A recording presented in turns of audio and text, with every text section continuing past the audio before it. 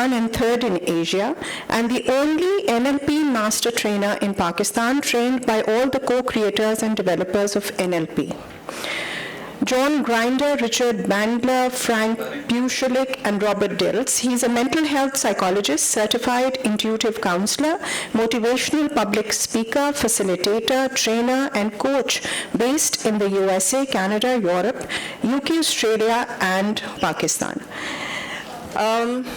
Doctor Imran से मेरा introduction थोड़े दिन पहले ही हुआ और उनसे बातें करके अंदाज़ा हुआ कि उनकी पहुंच इन सारे अल्फाज से काफ़ी आगे है, बहुत कमिटेड हैं।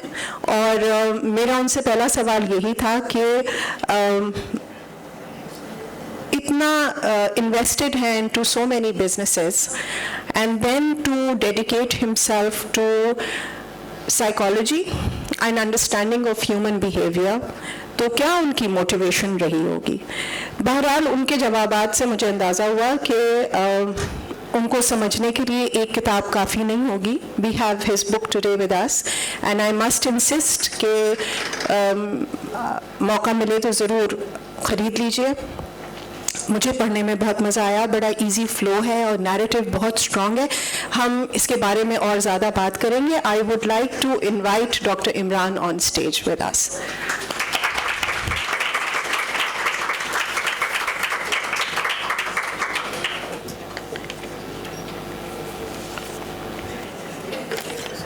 अस्सलाम वालेकुम। वालेकुम अस्सलाम। So happy to have you here, sir.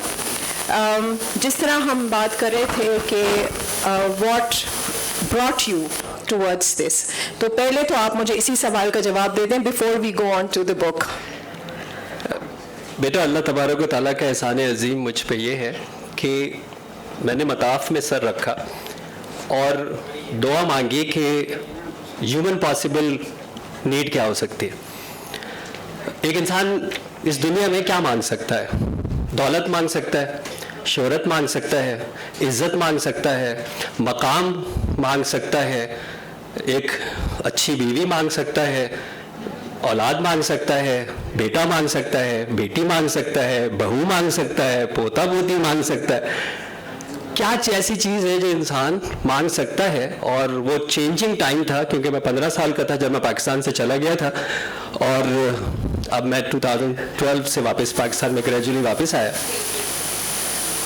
तो ऐसी कोई चीज़ नहीं थी जो अल्लाह तबारक व तआला ने मुझको पहले से ही मेरी ज़रूरत से ज़्यादा, बल्कि मेरी औकात से ज़्यादा मुझे ना दे दी हो। अ ह्यूमन पॉसिबल दुआ नहीं थी मताफ में सर रख के जब मैं अल्लाह के आगे सजदे पे था। तो सिवाय एक इस बात के कि इन्ना इलैना याबहुम सुम्मा इन्ना इलैना हिसाबहुम, रब ताला फरमाते हैं। और ये सूरह गाशिया की आखिरी आयत है जो रसूल पाक सल्लल्लाहु अलैहि वसल्लम बहुत तवातुर से जो है वो जुमे में पढ़ते थे कि तुम पलटकर मेरे पास आओगे और मैं तुम्हारा हिसाब लूँगा।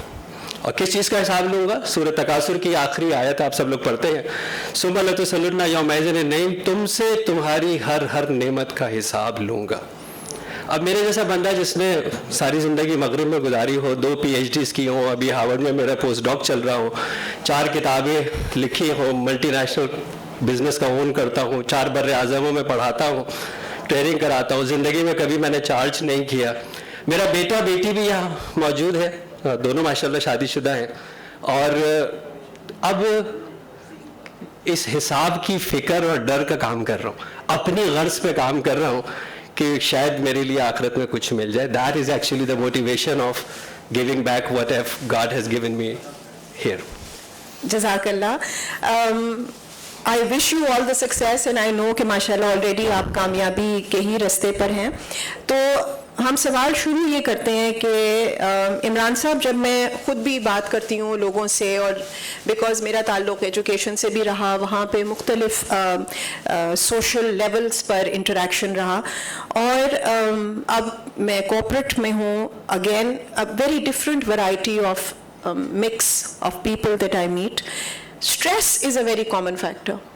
और जब हम अपने ज़िंदगी के गोल्स की बात करते हैं तो उसमें बहुत हद तक हमारा स्ट्रेस हमारे रास्ते को क्या कहना चाहिए, मैनिपुलेट कर रहा होता है हम गलत डिसीजंस ले लेते हैं, हम जज्बाती हो जाते हैं, हम बाज़ दफ़ा ओ में आ जाते हैं, बहुत सारे इश्यूज डेवलप होते हैं। तो स्ट्रेस जो है, बीमारियों का भी कहते हैं कि जड़ जो है वो स्ट्रेस है, बाकी सारी चीज़ें जो हैं वो इग्नोरेबल हो जाती हैं। तो जब हम साइकोलॉजी की बात करते हैं या मेंटल हेल्थ की बात करते हैं, या तो इसमें एक बहुत बड़ी हमारी आस्क ये होती है कि how do we learn to manage stress. जब मैंने आपकी किताब खोली तो मुझे अंदाज़ा हुआ कि आपने असल में काफ़ी हद तक वो सारे दरवाजे खोले हैं जिसमें से कि इस चीज़ की समझ आ सकती है। लेकिन आपने बड़े खूबसूरत अल्फाज इस्तेमाल किए हैं। आपने unity of dance of unity की बात की है, और आपकी बातों में मुझे एरिक्सन का रेफरेंस भी बहुत मिला, जिन्होंने आइडेंटिटी क्राइसिस की टर्म को कॉइन किया था।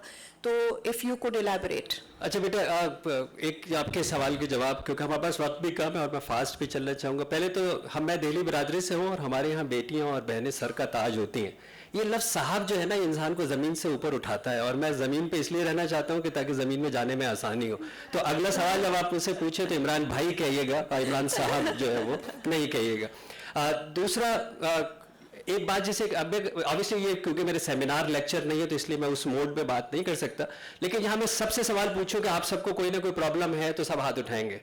मैं अगर कहूँ कि जी सब उठाएंगे, मुझे मालूम है सब उठाएंगे। मैं कहूँगा आप सब लोग प्रॉब्लम से जान छुड़ाना चाहते हैं, सब हाथ उठाएंगे। मैं अगर उनको बताऊँ कि यहाँ से 2 किलोमीटर रेडियस में एक जगह है जहाँ पे जो जगह है वहाँ पे दुनियावी कोई स्ट्रेस नहीं है, आप लोग जाना चाहेंगे, सब हाथ उठाएंगे। और उस जगह का नाम कब्रिस्तान है। तो स्ट्रेस जो है वो मेरा मूवर है, स्ट्रेस मेरा फ्यूल है, स्ट्रेस मेरा सर्वाइवल की नीड है, स्ट्रेस हक है जो अल्लाह ताला ने मुझे बनाया ताकि मैं आगे बढ़ जाऊं। उस स्ट्रेस को जब मैंने डिस्ट्रेस में कन्वर्ट किया, उसको जब मैंने अपने आप को पर इस तरह हावी किया कि मैं सारी रात पढ़ता रहा और सुबह पेपर ही नहीं दे सका उस स्ट्रेस के चक्कर में, या मैं डिलीवर ही नहीं कर सका, तब ये सारी प्रॉब्लम शुरू हुई। और फिर स्ट्रेस का ये था कि मेरे वजूद के 4 पहिए हैं जनाब। मेरा एक जिस्मानी वजूद है, मेरा एक रूहानी वजूद है, मेरा एक अक्ली वजूद है और मेरा एक जज्बाती वजूद है। जब मुझे कोई स्ट्रेस आता है जो मुझसे हैंडल नहीं होता, मुझे इन चारों पहियों को एड्रेस करना है। अनफॉर्चुनेटली हम किसी एक पहिए के पीछे पड़ जाते हैं, उस या जिम चले जाते हैं, या वजीफा पढ़ने चले जाते हैं, या मेडिटेशन में चले जाते हैं, या किताबें पढ़ना शुरू कर देते हैं, और उसके बाद आइडिएशन होती है और खुदकुशी के ख्यालात तशरीफ लाते हैं। तो इसलिए कि हम as a human being address एक साथ नहीं कर रहे। जिंदगी के अंदर मैंने ये बात सीखा, मैं 2 दफा अल्लाह ने मुझे अपने पास इतनी करीब से बुलाया कि डॉक्टर कहते थे कि वापस नहीं आ सकोगे, लेकिन अल्लाह ने फिर मुझे वापस भेज दिया। शायद मैं अच्छा काम नहीं कर रहा था, या पूरा काम नहीं कर रहा था। सवाल ये है कि मैंने एक चीज को रीजन बना लेना है, which is the employed truth. Regardless of कुछ भी हो गया हो, अगर मेरा सांस चल रहा है तो मैं सर्वाइव कर गया हूं, मैं सर्वाइव कर गया हूं। दूसरी बात है कि अगर मेरा दूसरा सांस चल रहा है तो रब मुझे जिंदा रखना चाहता है, और अगर मुझे रब जिंदा रखना चाहता है तो मुझे मरने की बात नहीं करनी चाहिए मुझे। और इंसान इतना रिजिलियंट है, इस पूरी बुक का नाम ही रिजिलियंस है। इंसान इतना रिजिलियंट है कि वो +55 डिग्री सेल्सियस के ऊपर राजस्थान में खड़ा होता है और -55 डिग्री पे सैचिन पे खड़ा होता है। 100 डिग्री की वेरिएशन पे इंसान सर्वाइव कर सकता है। आप 101 बुखार पे गोलियां खाना शुरू कर देते हो, आप टैबलेटें खाना शुरू कर देते हो, जिंदगी खत्म हो गई, बुखार हो गया, ठंडी पट्टियां रख लो, ऐसे ही है ना। वो 100 डिग्री की रेजिलियंस है मेरे अंदर। तो मैंने जब जिंदगी की बात करनी है, होप की बात करनी है, रब ने मुझे जिंदा रखा है और मुझसे कुछ मकसद लेना चाहता है, तो फिर ये सारे स्ट्रेस जो है ये सारे इधर उधर गायब हो जाते हैं। लेकिन अगर आपने तारी करने हैं उस स्ट्रेस को भी जो आपका दखल ही नहीं है, जो आपका ताल्लुक ही नहीं है, किसी की जिंदगी में क्या हो रहा है वो आपने अगर अपने पर स्ट्रेस लेना है, तो फिर डेफिनेटली यही सब होगा जिसकी तरफ आप इशारा कर रहे हो कि हमारी जिंदगी रुकेगी, कि हम फोकस नहीं कर रहे हैं कि मुझे क्या करना है। मुझे इसमें बहुत ज्यादा दिलचस्पी है कि बाकी लोग क्या कर रहे हैं, जिसका सवाल मुझसे ना दुनिया में पूछा जाएगा ना आखिरत में पूछा जाएगा। जो सवाल मुझसे पूछा नहीं जाएगा वो तो मैंने अपने ऊपर तारीख कर रखा है। पड़ोसी की बहू क्या कर रही है मुझे कौन पूछेगा, बताइए। ना दुनिया में पूछेगा ना अल्लाह मुझसे आखिरत में पूछेगा, लेकिन मुझे बहुत फिक्र है। तो जब मैं इतना डेटा गार्बेज अपने कंप्यूटर पे रखूंगा तो उसने हैंग ही होना है ना, उसकी मशीन हैंग हो रही है। तो जब मैं अपने फोकस पे आ जाऊंगा तो प्रॉब्लम नहीं होगी। जबरदस्त। इनफैक्ट आपने काफ़ी मुझे आर्टिफिशियल इंटेलिजेंस से रिलेटेबल टर्म्स यूज़ करके बताया था कि किस तरह हम ओवर ड्राइव में रहते हैं और कितनी हम गार्बेज जमा करते हैं अपने डेटा में। आपने किताब में होमर्स ओडिसी की बात की है जो कि मुझे बड़ी इंटरेस्टिंग लगी, और फिर मेरा सवाल जो होगा वो आपसे हिप्नोथेरेपी पे होगा, क्योंकि hypnotherapy in itself is a very very mysterious क्या कहना चाहिए प्रोसेस फॉर अस, समझ नहीं आता। और जैसे मेरे जैसे लोग, आई एम श्योर ऐसे आप लोगों में भी होंगे जो ओवर थिंकर्स हैं, जिनके दिमाग हर वक्त चल रहे होते हैं। हम लोग नमाज में मैं भूल जाती हूँ कि नफिल कौन सी पढ़ रही हूँ या फ़र्ज रकत कौन सी पढ़ रही हूँ, या घर में धोबी का हिसाब किया था कि नहीं किया था, सब कुछ दिमाग में चल रहा होता है, ओवर ड्राइव में रहते हैं।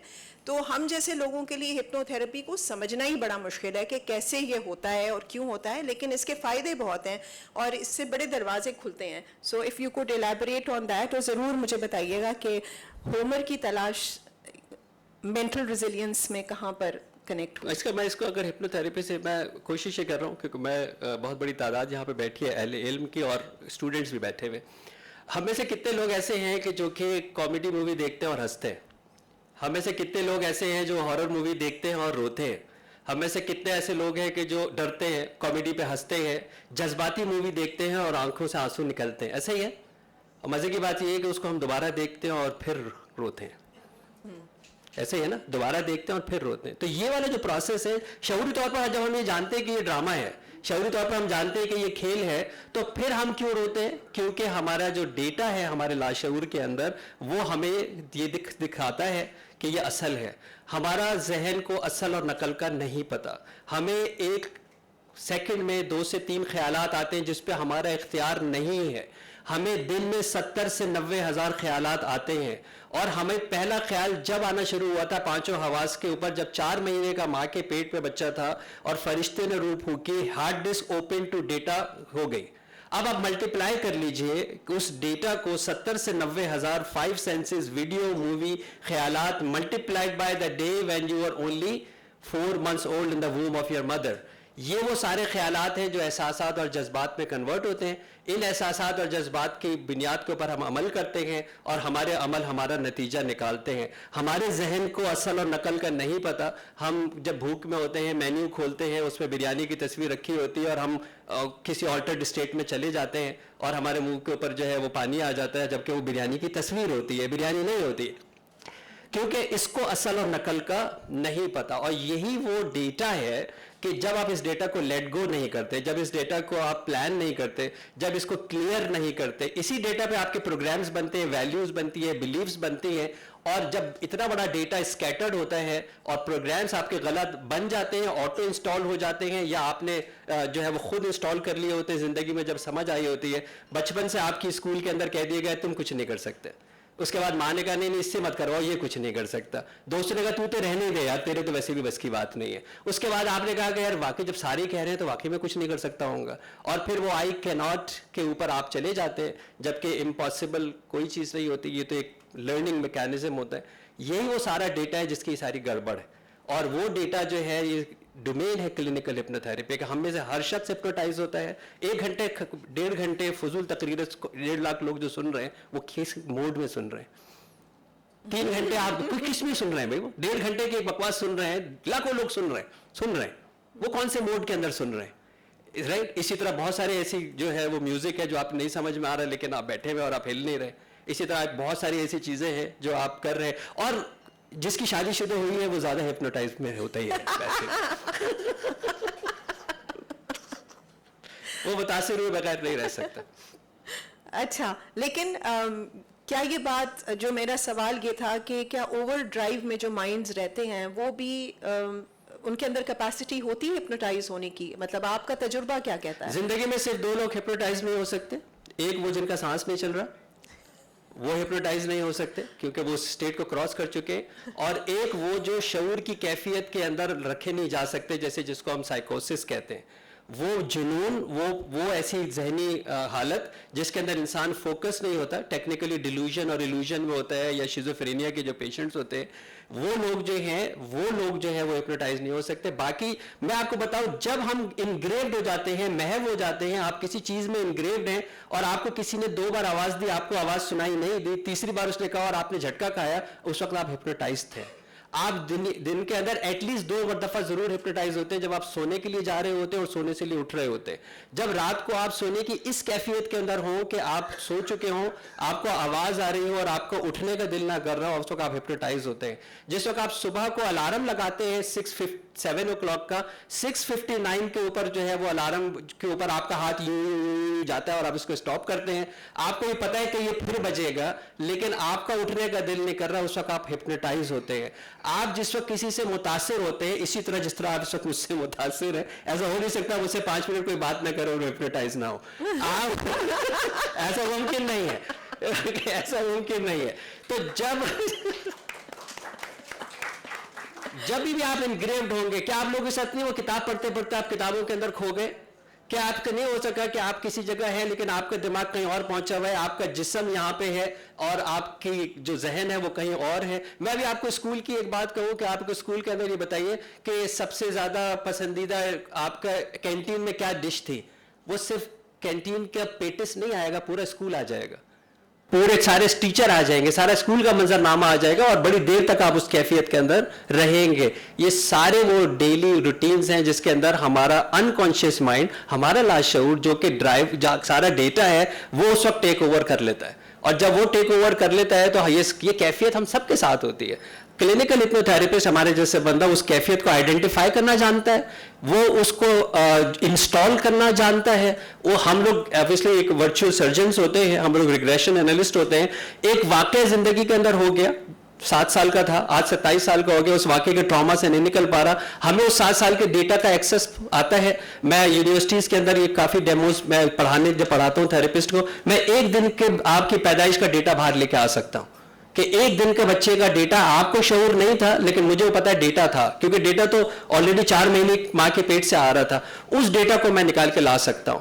तो बहुत सारा आपके रीजन जिसकी वजह से आप जिंदगी के अंदर अटक रहे हैं, रुक रहे हैं, ट्रॉमा है, नहीं जा पा रहे हैं, वो data clinical hypnotherapist regression analysis के जरिए बाहर निकाल के ला सकता है, उसको सॉर्ट कर सकता है और उसके बाद दोबारा उस प्रोग्राम को रीप्रोग्राम कर सकता है। तो हम ये वाला काम करते हैं एज अ थेरेपिस्ट। एक्सीलेंट, मैंने अपना अपॉइंटमेंट ले लिया, अगर आप लोगों को लेना हो ना तो अभी ही ले लीजिएगा, मुझे लग रहा है कि मुश्किल होगा मिलना। हाँ, 4 महीने का वेटिंग टाइम है बेटा, ये मैं जरूर बता दूंगा। देखा, मुझे अंदाजा था। अच्छा, एक आपने इस्तेमाल किया है टर्म अमिगडाला, मैं सही प्रोनाउंस कर रही हूँ? जी, अमिगडाला एक पोर्शन है हमारे ब्रेन का और उसके बहुत सारे फंक्शंस होते हैं, और वो बड़ा उसका इंटरेस्टिंग आपने मुझे फंक्शन बताया लाइक गेट कीपर्स, और उससे फिर आपने फियर और एंजाइटी को एक्सप्लेन किया है। Anxiety is another a very common problem that or I have it, तो आई नो कि बहुत लोगों के साथ होगी, और एंजाइटी जब टेक ओवर करती है तो फिर आप रियलिटी से डिस्कनेक्ट हो जाते हैं। Now I can connect what hypnotherapy is all about, तो जरा इसके ऊपर थोड़ा सा रोशनी डाल दीजिए, उसके फिर हम we would want questions from the audience. दुनिया में हम जब पैदा होते हैं तो हम 2 खौफ लेके पैदा होते हैं, एक है बुलंदी से गिरने का खौफ और एक है बुलंद आवाज का खौफ।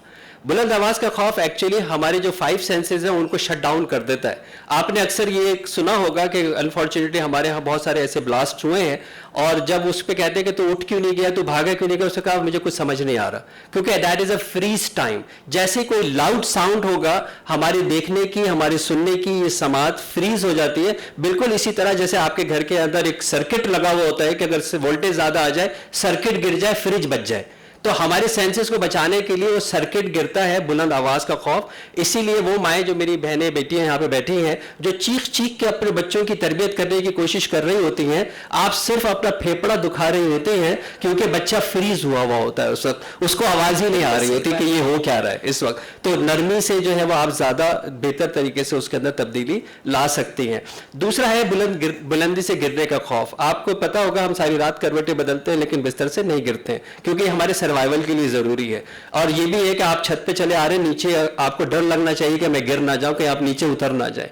इसके अलावा जब भी आप कहते हैं कि मुझे कोई खौफ है, वो बोलने का खौफ हो, वो अंधेरे का खौफ हो, वो छुपकली का खौफ हो, वो बंद कमरे का खौफ हो, वो पानी का खौफ हो, ये सारा लर्नड बिहेवियर है, ये हमने लर्न किया है। इस फियर और फोबियाज को लर्न करने का रीजन ये है कि ये कहीं रखा हुआ था, कोई वाकया बना था जो हो सकता है आपको याद हो और आपको याद ना हो।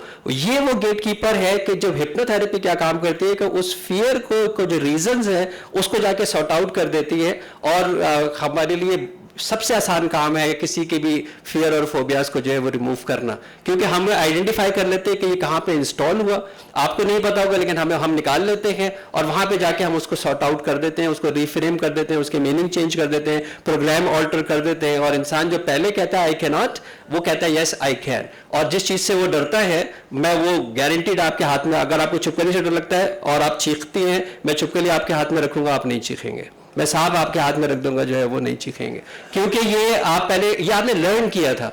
आप देखें ना कितना कॉमन है। मुझे बताएं, आप यहाँ पे जो इसी पे बात कंक्लूड करते हैं, कितने लोग हैं जो सांप के काटने से डरते हैं? सब डरते हैं। कितने लोग हैं जिनको सांप ने काटा है? 1 2। सांप बच गया था बेटा जिसने काटा।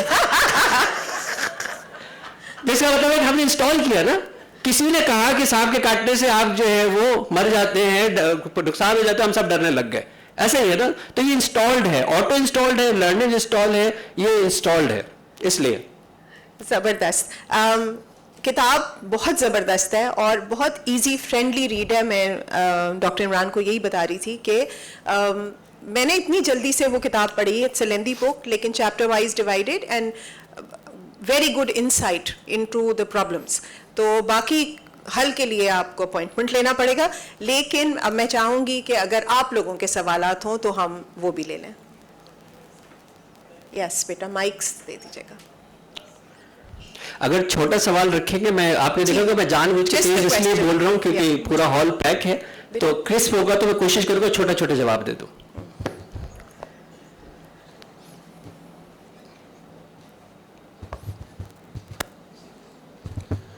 Thank you.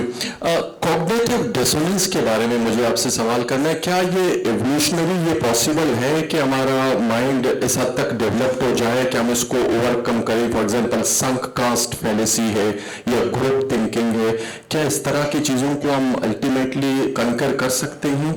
Thank you, it's a good question. देखिए, जो सूरह अलग है उसकी 5वीं आयत है, जहाँ पर रब ताला ने फरमाया अल्लमल इंसाना मा लम यालम। रब ताला इस आयत के अंदर साइंस की इंटरप्रिटेशन मेरी ऐसे तालिब इल्म की ये है कि इस दुनिया में जितने लोग आए हैं, इस दुनिया में जितने लोग मौजूद हैं और इस दुनिया में जितने लोग आएंगे, उन सब की इंटेलिजेंस का पोटेंशियल बाय डिफ़ॉल्ट मुझे पैदाइश में रब ताला ने ऑलरेडी डाल दिया। इंसानी दिमाग को कभी भी सुपर कंप्यूटर सुपरसीड नहीं करेगा, गारंटीड। मैं पाकिस्तान का पहला BS computer science gold medalist graduate आपसे बात कर रहा हूँ कि इंसान को सुपर कंप्यूटर कभी भी सुपरसीड नहीं करेगा, क्योंकि इस तरतीब के अंदर मखलूक ने खालिक को कभी भी सुपरसीड नहीं किया है, उसको बनाने वाला इंसान है। तो जो आप बात कह रहे हैं वो बिल्कुल पॉसिबल है, बिल्कुल पॉसिबिलिटी। इट ऑल डिपेंड्स कि आप उसको किस डायमेंशन पे लेके जाते हैं। You have a question? जी ma'am. Dr. Ali Nawaz, my name is, and my question is कि जो हम पहले किताबों में पढ़ते थे हिप्नोटिज्म सीखिए, तो मेरा शॉर्ट क्वेश्चन है कि ये इनवॉलेंटरी है या वॉलेंटरी है कि हम खुद ब खुद हिप्नोटाइज हो जाते हैं और फिर जाग जाते हैं? तो सर, अगर आप उस वाली किताब की बात कर रहे हैं जो कि आप ऑब्वियसली, मैं तो उस ज़माने का हूँ जहाँ तख्ती को चाट के साफ करते थे, तो उस टाइम में भी इसी तरह की किताबें पढ़ता था। और मैंने ज़िंदगी में अपनी माँ से बहुत कम पिटा हूँ, शायद 2 बार पिटा होऊंगा, लेकिन एक बार मैं काला जादू करने पे पिटा था जबकि मैं 5वीं क्लास में खुद पढ़ता था।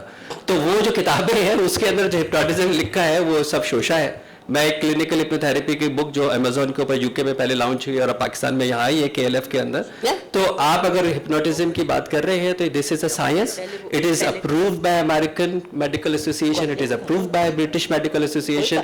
मेरी बहन ने जिस मिल्टन एरिक्सन की तरफ जिसका इशारा किया था, वो इज अ पायनियर ऑफ और a founder of clinical hypnotherapy. वो एक साइकेट्रिस्ट था और जब वो इलाज करता और बड़ा रिनोन साइकेट्रिस्ट था, जब उसने ये देखा कि लोग खाली दवाई से सही नहीं हो रहे तो उसने फिर साइकोलॉजी पढ़ी and he become a very well renowned psychotherapist. Psychotherapy conscious mind से अनकॉन्शियस माइंड में जाती है, हिप्नोथेरेपी इज अनकॉन्शियस माइंड, जहां पे मेरा सारा डेटा है जिसका मैं स्पेशलिस्ट हूं। तो जब उसने देखा कि साइकोथेरेपी के अंदर मुझे कॉन्शियस माइंड से अनकॉन्शियस माइंड पे जाना पड़ता है और वो ब्लॉक करते गए तो सेशन ज्यादा होते हैं और फिर और रेजिस्टेंस आती है, तो फिर उसने अनकॉन्शियस माइंड पढ़नी शुरू की और फिर उसने क्लिनिकल हिप्नोथेरेपी बनाई। तो ये एक साइंस है। और जब जिस तरह आप एक किताब खाली के बाजार की किताब पढ़ के मेडिकल डॉक्टर नहीं बन सकते, इसी तरह आप बाजार की किताब पढ़ के हिप्नोथेरेपिस्ट नहीं बन सकते। इनका क्वेश्चन है, पहले आप प्लीज। जी, मुझे आपकी बातें बहुत इंटरेस्टिंग लगी। Thank you. मैं खुद भी एक प्रैक्टिसिंग साइकोथेरेपिस्ट हूँ। Very good. और मैं आपसे पूछना चाह रही थी कि स्किज़ोफ्रेनिया के लिए साइकोथेरेपी कितनी इफेक्टिव है आपके एक्सपीरियंस में? शिज़ोफ्रेनिया के लिए हिप्नोथेरेपी काम नहीं करती है, मैं अभी बताता हूँ आपको, लेकिन इसकी मेडिकल एनएलपी की बहुत सारी टेक्निक्स हैं जो शिज़ोफ्रेनिया पे काम करती हैं। साइकोथेरेपी का जो काम ही होता है कि वो उस शिज़ोफ्रेनिया के पेशेंट को किस हद तक रियलिटी कांटेक्ट में रख सकता है, ताकि वो जो पोर्शन है उसके अंदर वो साइकोथेरेपी के ऊपर जो है वो काम कर सके। और फॉर श्योर शिज़ोफ्रेनिया क्योंकि एक डिल्यूजन डिसऑर्डर है, इसके अंदर मेडिसिन की ज़रूरत है, तो वो मेडिसिन साथ साथ चलती है। तो medicine bringing into a reality contact ये साइकोथेरेपिस्ट का काम है। और उसके बाद जब ये मेडिकल एनएलपी की बहुत सारी ऐसी टेक्निक्स है, मेरे पास ऑब्वियसली टाइम नहीं है, अदरवाइज मैं आपको एग्जांपल दे देता कि हम उसको कैसे जो है वो रीट्रेन कर सकते हैं, ब्रेन को रीट्रेन किया जा सकता है। और उस ब्रेन रीट्रेन के इस कॉम्बिनेशन के साथ शिज़ोफ्रेनिया जो है वो काबिल इलाज है। मैं ये पर्सनली ये कह रहा हूँ, being a scientist and being a professor in universities, जो ये किताब कहे कि मर्ज ला इलाज है, उस किताब को जला दो। वाह। क्योंकि मैं उस किताब को मानता हूं जिसमें लिखा है कि हर बीमारी का इलाज मौजूद है और शिफा देने वाला मैं हूं और मेरे लिए कुछ नामुमकिन नहीं है। We have time for 2 more questions. Yes, please. आपकी बातें बहुत दिलचस्प और मालूमाती हैं। मैं आपसे ये पूछना चाहती हूँ कि मतलब मुसलमान होने की वजह से हमें मौत का खौफ इसलिए है कि हमने अच्छे अमाल नहीं किए, लेकिन जो मुसलमान नहीं हैं, जो अल्लाह को भी नहीं मानते, जो किसी मजहब को नहीं मानते, मौत का खौफ क्यों है लोगों के दिल? मेरे लिए सबसे बड़ा अलमिया ये है कि मुसलमान को मौत का खौफ है। ये सबसे बड़ा अलमिया, यही मेरी रॉन्ग प्रोग्रामिंग है। मुसलमान को तो किसी सूरत मौत का खौफ नहीं होना चाहिए। मुझे अपने घर जाने से डर लगता है, मुझे अपने असल घर जाने से डर लगता है, मुझे अपने रब के पास जाने से डर लगता है। यहाँ पे ज्यादातर लोग मौजूद हैं, बड़े बड़े लोग मौजूद हैं। यहाँ पे जावेद इकबाल मौजूद है, मेरे बड़े मोहतरम है मेरे लिए। सर आप चाहते हैं, आप ट्रांजिट लाउंज में बैठते हैं ना, दुबई का ट्रांजिट लाउंज ले लीजिए, इसी तरह यूके का ले लीजिए, नेदरलैंड का ले लीजिए। वो अमीर से अमीर तरीन के घर में शायद इतनी सहूलतें नहीं है जो उस बिजनेस लाउंज के अंदर है एमिरेट्स के। 50 किस्म के खाने, वाटर बेड, मसाज, थर्मल जो है वो आपकी टॉयलेट सीट। आपको ये घर में नहीं है ना 50 खाने एक वक्त के अंदर। जो वहां बैठा है वो क्या देख रहा होता है, यार मेरी फ्लाइट कब है। इसको अपने घर जाना है, उस सारी लग्जरी को छोड़ के उसको कहां जाना है, उसको अपने घर जाना है। मुझे अपने घर जाने से डर लगता है। ये वो इंस्टॉलेशन है जो सो कॉल मेरी माए बहनें मुझे ज्यादा पसंद नहीं करती, क्योंकि मैं थोड़ी सी कभी कभार तल्ख हो जाता हूं। जब उन्होंने अल्लाह बाबा से डराया था, याद करो बेटियों, जब तुमने अल्लाह बाबा से डराया था, खा लो नहीं तो अल्लाह बाबा ले जाएगा, खा लो अल्लाह बाबा आ जाएगा, खा लो तो अल्लाह बाबा। और जब उसने कहा अच्छा बच्चों को क्या पता अल्लाह बाबा क्या चीज होती है, उसने बाहर जाके देखा अल्लाह बाबा एक बाहर बेचारा फकीर इंतहाई होशरुबा खौलनाक हुई, उसने कहा इतना खतरनाक ये वाला अल्लाह बाबा होता है। उस अल्लाह बाबा के पास कौन जाना चाहेगा। अल्लाह से नहीं डराओ, अल्लाह से डरना भी नहीं चाहिए। किसी मुसलमान को अल्लाह से नहीं डरना चाहिए, अल्लाह की नाराजगी से डरना चाहिए। अगर अल्लाह से डर गए तो जाएंगे कहाँ, अल्लाह से डर जाएंगे। मैं यकीन माने मैंने दुनिया में इतना कुछ देख लिया कि मैं अपने रब से मिलने के लिए बहुत बेचैन हूं। मैं बड़ा बेताब हूं कि मैं अपने रब के पास जो है वो जाऊं, क्योंकि मैं अपने असल घर जितनी जल्दी पहुंच जाऊं। एक ट्रांजिट के अमल में जब बंदे ने सब कुछ हासिल कर लिया तो उसको अपने घर जाना चाहिए। तो इसका ताल्लुक देखिए, ये बात तो बहुत अच्छी है, ना मैं अपनी मर्जी से आया हूं ना मैं अपनी मर्जी से जाऊंगा, चाहे वो किसी दीन को मानता हो या ना मानता हो। इसको तो इनकार नहीं कर सकता ना कि वो जाएगा, इससे तो इनकार नहीं कर सकता कि वो जाएगा। मैं तौहीद के ऊपर काम कर रहा हूँ, तौहीद रिप्रेजेंटेशन पूरी दुनिया पे काम कर रहा हूँ, साइंटिफिक एविडेंस बेस्ड बात कर रहा हूँ। ये हमारी रॉन्ग प्रोग्रामिंग है कि हम मौत के खौफ रखते हैं। मैंने आपको कह दिया 2 खौफ हैं जो बाय डिफॉल्ट हमारे सर्वाइवल के लिए है। इसके अलावा जो भी खौफ है वो लर्नेड है। अच्छी बात यह है कि ये एक लर्नेड है, ये मैंने सीखा है। जो मैंने सीखा है उसको मैं दोबारा सीख सकता हूँ, नया सीख सकता हूँ, लर्निंग को अनलर्न कर सकता हूँ, रीलर्न कर सकता हूँ। This is a time today कि मुसलमान को अपने रब से और अपने असल घर से नहीं डरना चाहिए। ज़बरदस्त, very profound and very deep, और बहुत ज़रूरी है हम सब के लिए इस बात को समझ लेना। We have more questions in the audience, time कम है, अब जल्दी जल्दी शॉर्ट क्वेश्चंस। अच्छा, आपके सवाल से पहले मैं सिर्फ एक चीज़ का, अगर आप मेरी बहन इजाज़त दो, एक बहुत अच्छी किताब है यहाँ पे मेरी नज़र से गुजरी है, मोरल वैल्यूज़। ज़ुल्फ़िकार मेघानी साहब ने लिखी है, और उसके अंदर और लिबर्टी बुक्स पे अवेलेबल भी है, और उस मोरल वैल्यूज़ की बड़ी ज़रूरत है पढ़ने की भी। तो आप ज़रूर वाली किताब पढ़ें और दूसरी किताबें भी खरीदें, लेकिन वो मोरल वैल्यूज़ की किताब जो है बड़ी मेहनत की किताब है, बाद इनकी किताब भी और वो भी जो है वो ले सकते हैं। जी बिल्कुल जी। अस्सलाम वालेकुम। मुझे यहाँ पे जी बेटा, मुझे सवाल पूछना है, conscious mind versus the subconscious mind. And I don't know, मैंने कबार पढ़ा था कि हम लोग सिर्फ 10% इस्तेमाल करते हैं या पता नहीं क्या इस्तेमाल करते हैं, and we can access this and access that.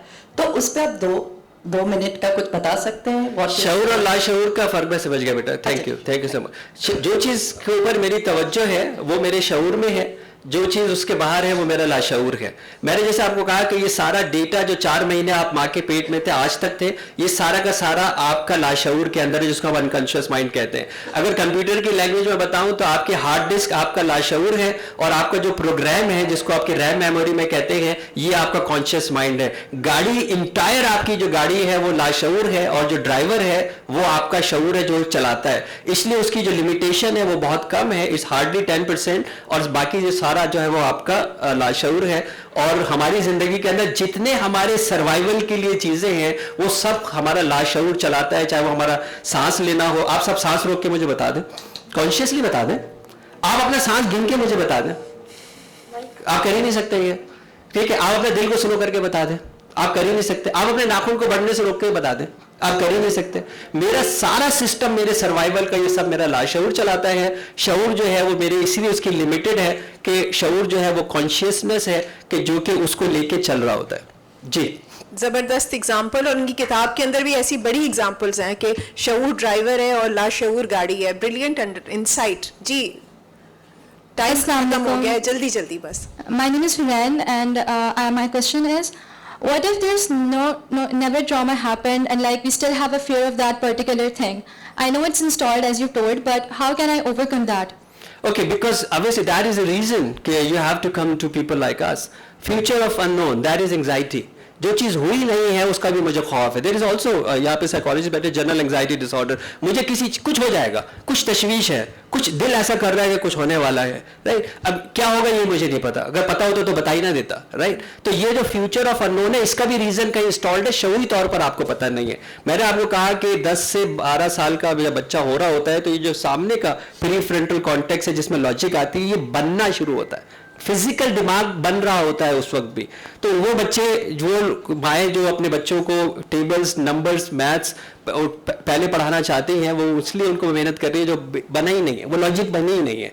तो जो चीज़ आपको कॉन्शियसली नहीं समझ में आ रही, उसका रीजन अनकॉन्शियस के अंदर मौजूद है, जिसको आइडेंटिफाई किया जा सकता है। और डेफिनेटली अनकॉन्शियस स्पेशलिस्ट जो होता है वो उसको आइडेंटिफाई कर सकता है कि इसका रूट कॉज क्या है। लेकिन मैंने जैसे अब फिर आपको अर्ज कर रहा हूँ, हर फियर जो है वो उसको सॉर्ट आउट किया जा सकता है। Just one more question. I know there's no end to this. Hello.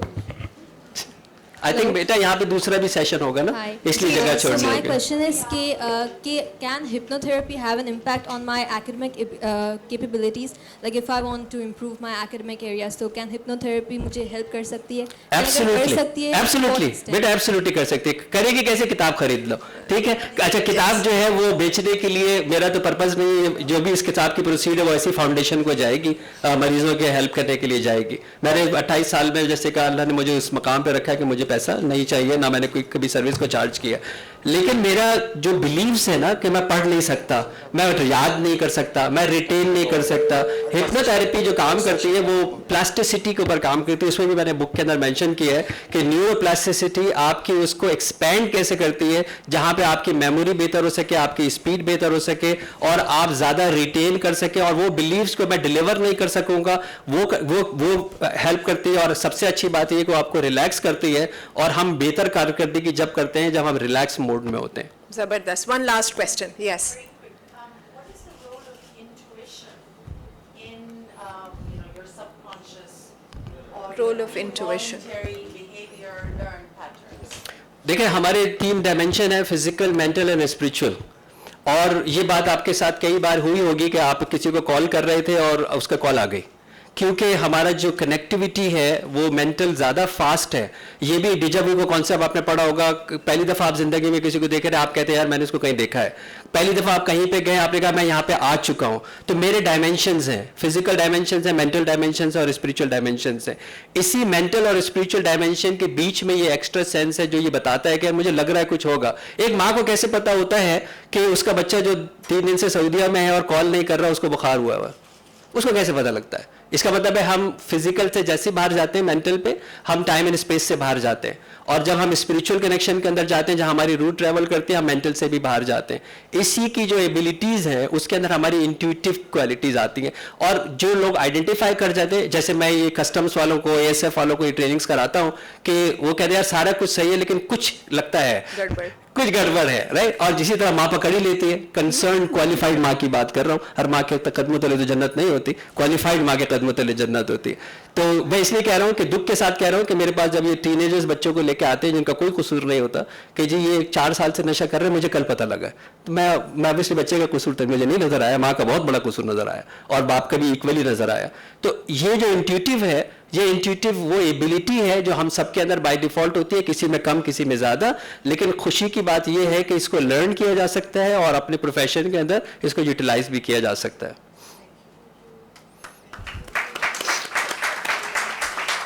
Imran bhai, thank you so much. It's been wonderful talking to you. It's been great learning और मुझे पक्का यकीन है कि ना सिर्फ ये कि आपकी ये किताब बल्कि एक और इनकी इस्लाम एंड साइकोलॉजी पे दूसरी किताब आने को तैयार है इंशाल्लाह। जी वो नेक्स्ट मंथ आ रही है। बिल्कुल, तो मेरे ख्याल से there is no dearth of knowledge and understanding that we can gain by engaging in with your books and you in person, और please मेरा appointment जल्दी कर दीजिएगा, बाकियों की तो खैर। Thank you so much for being here with us. Please buy the book and Dr. Imran will be gracious enough to sign it for you in case you want it signed. Thank you जी, अल्लाह तबारक व तआला आपका हामी नासिर हो। Thank you.